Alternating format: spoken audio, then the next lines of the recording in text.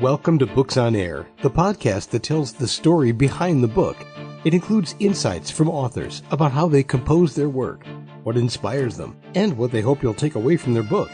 Here's your host for this episode of Books on Air, Suzanne Harris.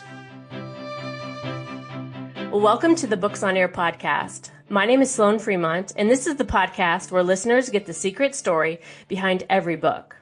Joining me today is Mairead Ashcroft, author of the book Art of Life and Curiosity, Creative Mental Health, Wellbeing, and Life Exploration.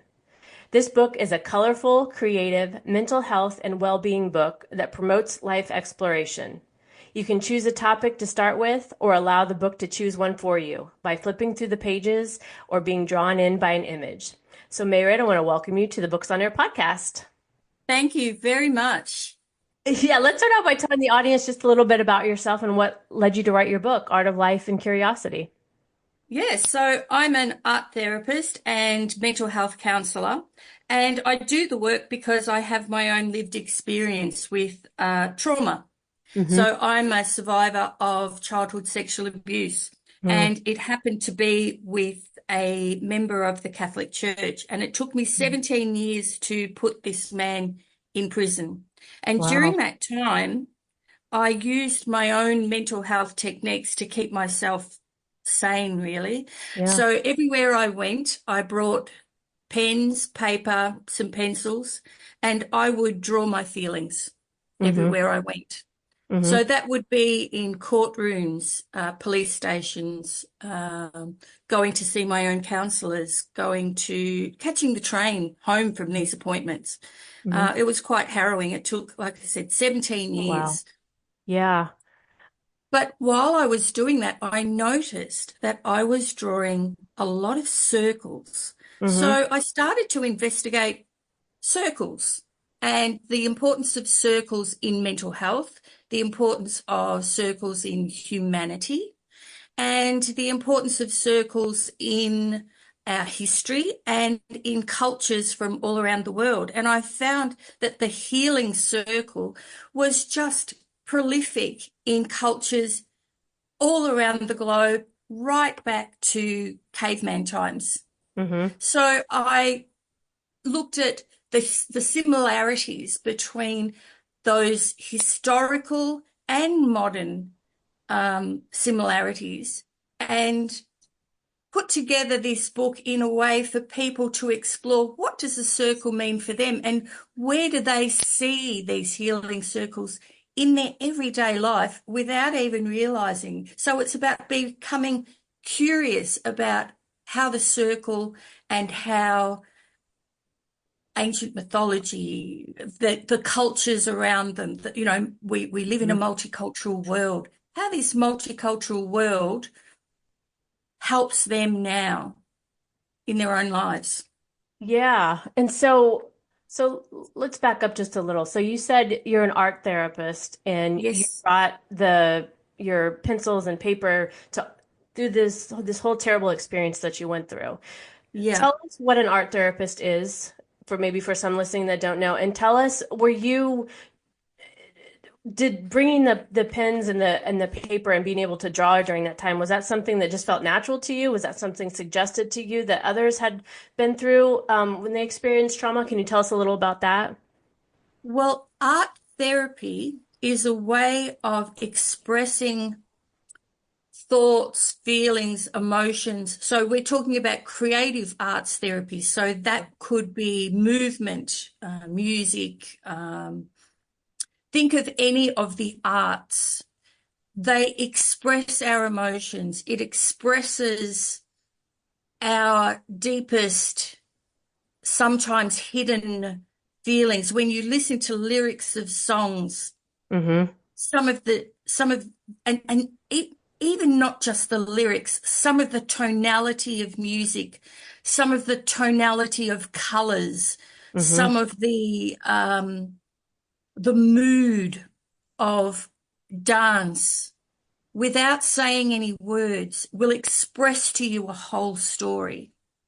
Art therapy is a way of expressing your story when words are just not enough. Mm. So, for example, people who have experienced childhood trauma may not have developed the intellectual ability to express what's going on for them because their brains aren't developed enough to say what's going on. And this stuff gets trapped inside your body, but the emotion is there. And through creative arts processing, we can express that. Mm-hmm. And for me, it's not music or movement, but it is the actual putting of image on paper that works for me. And so the emotions are expressed through the art, whatever Through that the arts. for That's somebody. right. Mm-hmm. And so much so that when I was in court, in my victim's impact statement, I actually put a piece of art in my victim's impact statement that was put up on the screen, and in the courtroom, the whole courtroom had an in-breath, like Mm-hmm. everybody felt. The words weren't doing it, but the Yeah. impact was wow. Yeah. And as I'm hearing you talk, like, I mean, not knowing about your story, but just hearing you, I can feel that within myself. And there, I think everybody listening can feel times in their lives when words weren't enough, right? That That's weren't right. enough to tell the story. And so you went through this 17 long years of Yes. during this time, counseling, court sessions, that kind of stuff. Is that what you were going Yeah, through? yeah. And using, Police statements hmm and also I knew that there were in my because of my memories, I knew that there were other victims. So I needed to bring the other victims forward because my abuser was a member of the Marionist brothers from the United States. So I needed to have him extradited from the United States and brought to Australia to be sentenced. And that there was no extradition treaty but at that time. So I had to actually change laws here to have that change, to have that oh, it was it was really difficult. So to do that, I had to put my face in the papers. I had hmm to totally exposed my life. And in doing that, I have 4 children and I had to sit them down and say, okay, guys, and they were young teenagers at that time.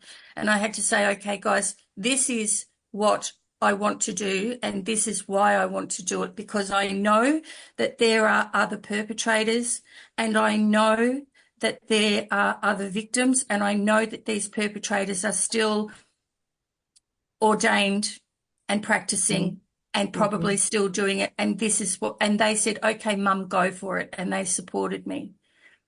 And I'm talking about young teenagers. I'm talking about 12, 13, 14. So very brave of them. Very and, brave of them.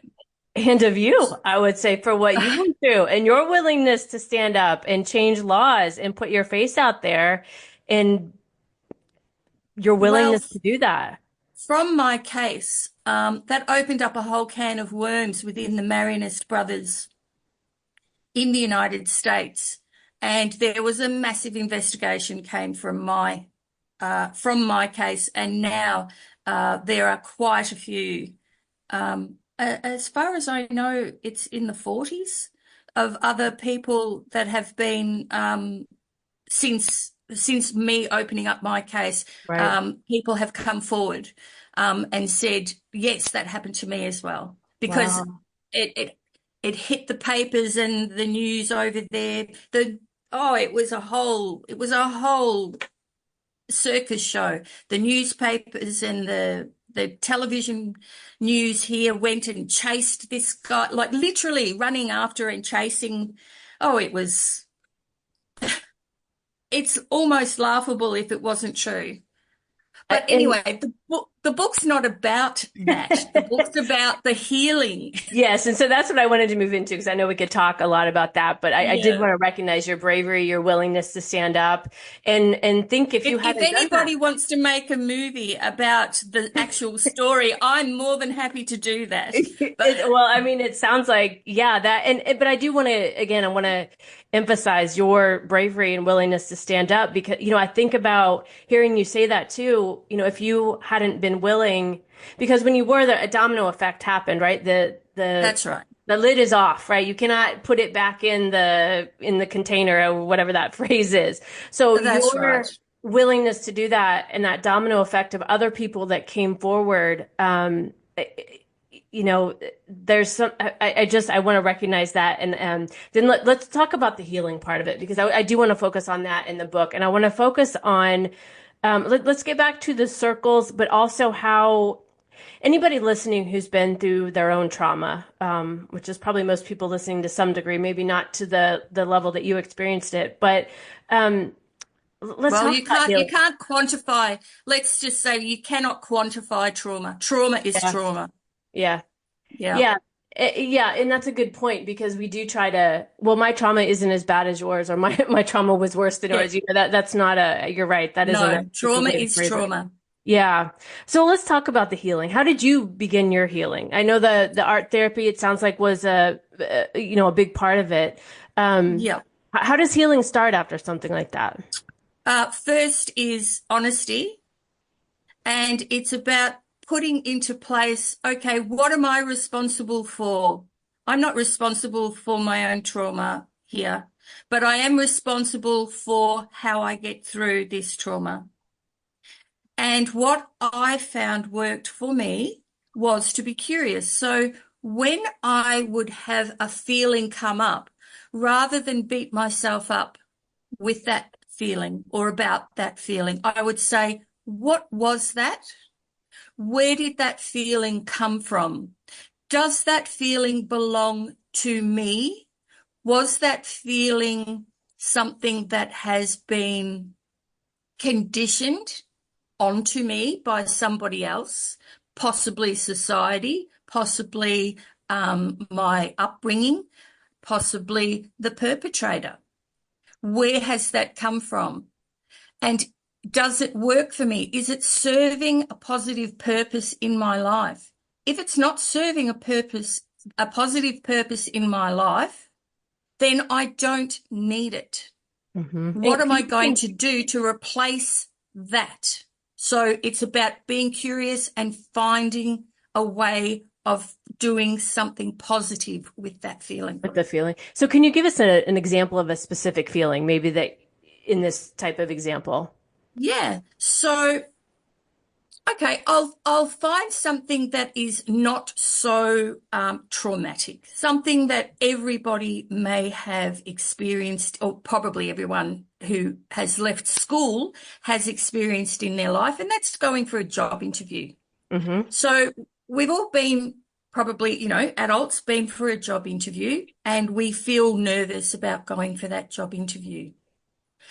So we can think, oh, am I good enough for this job interview? What are they going to think about me? Are they going to judge me? These are all the self-talk things that we tend to do for Right. ourselves. That's just what we do. If we put that in curiosity terms and change the narrative, we might say something like, I wonder what the building will be like, and I wonder what the people will be like. I wonder what it was like for them, those who are interviewing me, when they first went for a job there, because they had their first interview there as well. Right. Yeah. Uh-huh. I wonder what the person who worked there before was like. I wonder if the people who are interviewing me, I wonder if they miss their friend. Mm-hmm. I wonder, and you're going in there as another person to just feel, you're going for a job. You're going in there to fill a need. So it's like, how am I going to fill this need? So that comes about with research into the company, research into the job role. If you've got an interview, you're already, you've already got your foot in the door. So you're doing okay. So it's about, okay, what are all the great attributes that I have that I can bring into this interview? Mm-hmm. If they don't choose me, because there's probably going to be maybe 10 people that go for this job, it's not a personal affront to my individuality. It's just that I don't fit a certain criteria that they're looking for because they're just ticking boxes. So there's an example of curiosity that all of us will have experienced at some time.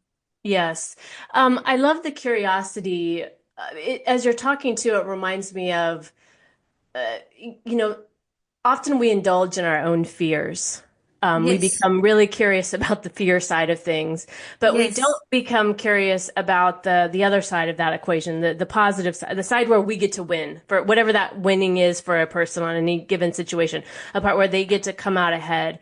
Um, and as I'm hearing you talk about and again, we're talking about healing and how do you even begin to heal after a traumatic event, but having that willingness to explore we've explored the fear most likely for most of us, most of our lives, but having the willingness to explore that other side is something I don't think we get reminded of that often.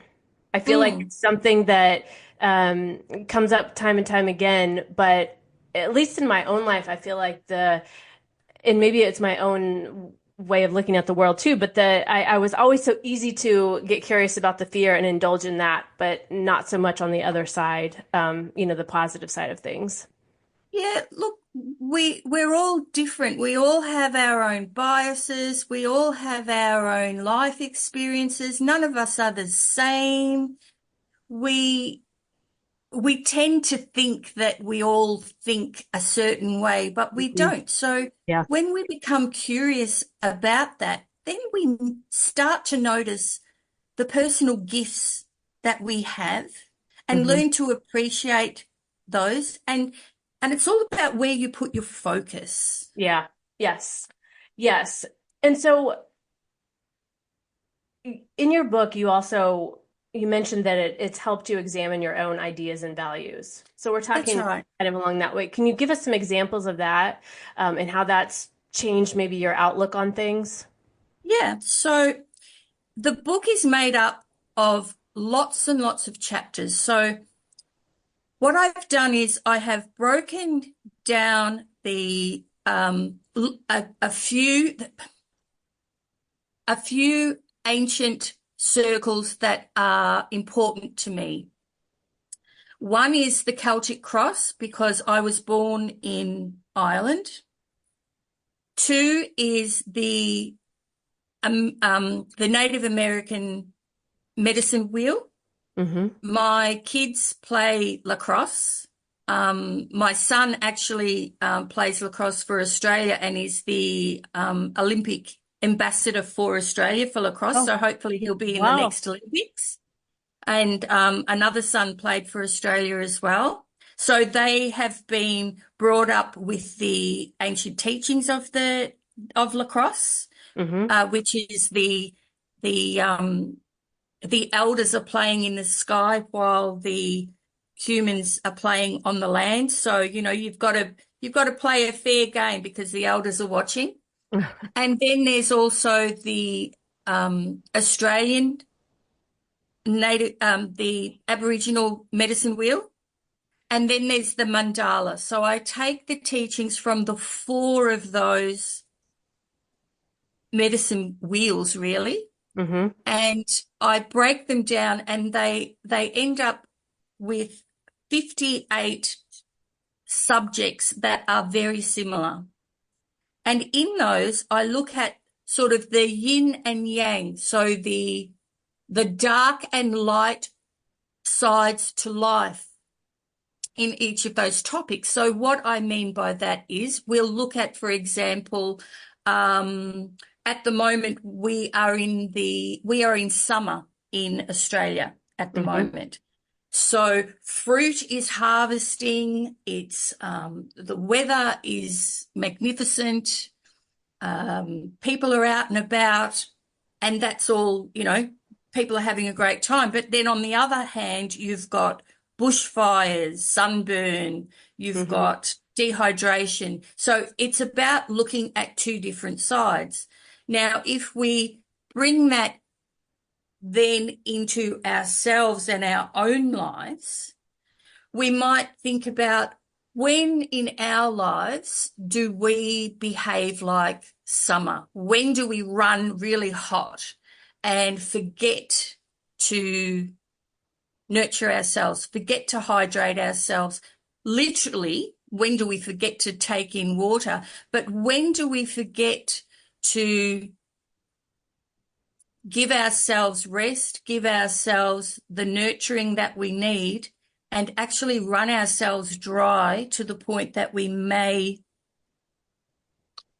have a mental breakdown, or we may, less than that, may lose our temper. We may run so hot that we, blow our lid and just go run hot in a situation and then can't pull it back. So each chapter will look at the yin and the yang of different situations. For example, what's it like to be in a family? Who is family to you? Is it the people that you are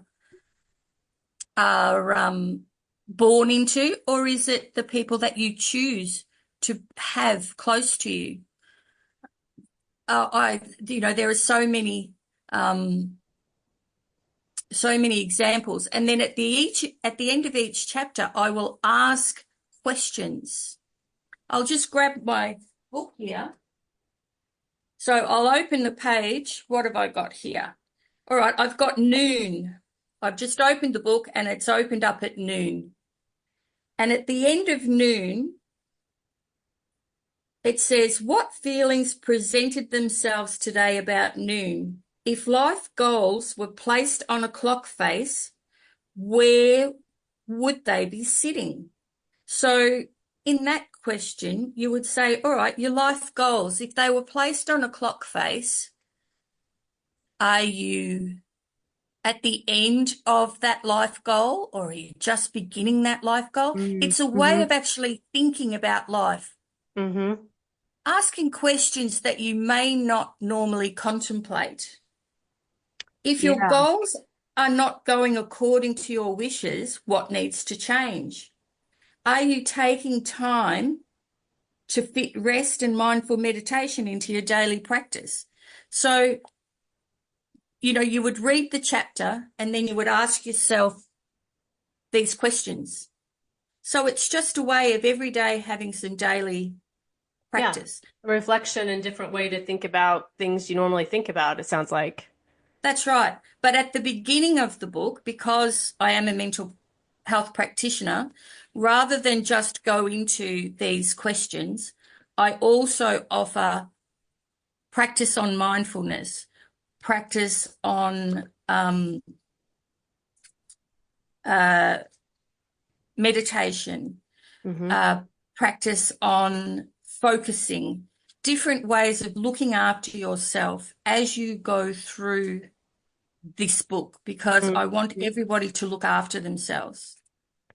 Yes.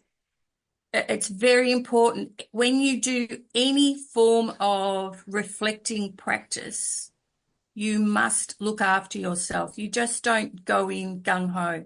If you have a counsellor that you're seeing, tell them that you're doing a new practice so that they know to look after you. That's very important. Yes, it is. So tell us, what surprised you the most about writing this book? Was it healing for you? Part of your healing journey, or what was it like for you to write the book? It was that life, the world, people, nature is incredible. It's just, and we are all a part of it. We don't control nature. We don't control the world. We are a part of it, and it's an incredible ride. Don't miss out on it. Don't miss out on the ride of life. Yeah. Yeah. And so who would you say your book would appeal to and why? Probably 16 and over. People who are stuck in a rut, people who are just beginning to explore their authentic selves, people who need a little guidance, to take small steps. This isn't a big step book. Okay. This is a little step book. And I think that sometimes taking too big a step can be overwhelming, particularly in trauma. Yes. You can find yourself down a rabbit hole. The idea of this book is to just pick it up. I've actually used it on myself. Yeah. I've had a bad day. Oh, well, actually, there's no such thing as a bad day. I've had a bad experience in the day. I've had a challenging experience in the day and sat there and felt sorry for myself. Yes, I'm a counsellor. Yes, I've written this book, but, I'm a human being. Right. As I say in the book, I am an expert in nothing except being me, and I get that wrong all the time. So I actually say that in the book. But I've used the book on myself and thought, yep, that's what I needed to read. That's exactly. And I have a bit of a laugh at myself and say, yep, stop taking yourself so seriously, and you'll be okay. But as I always say in my chapters as well, when things do become overwhelming, get help. Yes. Speak to a friend first. If you can't get in touch with a counsellor, whether it be a Lifeline phone counsellor or your own mental health practitioner, or if you are seriously feeling unwell going into a hospital or whatever, if you are seriously feeling that you're going to harm yourself or others or something like that, you've got to go and really, go and get some serious mental health checks. That is definitely for sure. Yeah, but just to speak to another person is really important. But this book I've found can be very helpful. Yeah, it sounds like it. And in the style, like you're saying, flipping to a page and, seeing what you need for that day. I always love doing that kind of stuff.